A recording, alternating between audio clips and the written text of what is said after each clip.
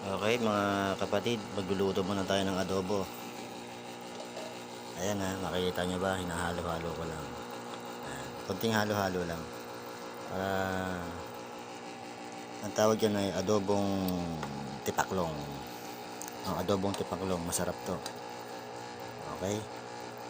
Ayan, halo-halo lang konti. Ayan, yan lang. Tapos mamaya lalagyan mo na ng kaliskis ng tipaklong, saka luha ng palaka, para mas masarap. Okay?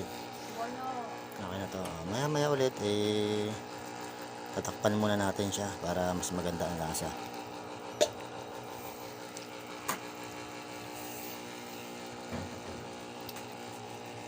Ayan, takpan muna natin. Ay, ito pala, huwag pala yan.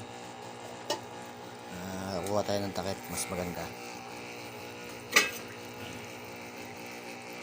Siguro ito, pwede na to. Pero hugasan ko muna para mas solid. Sa ngayon, tignan mo muna. Kita mo ba pare? Ayan o. Ang adobong tipaklong. Alright. Ayan ha. Okay. Ayun o, solid o.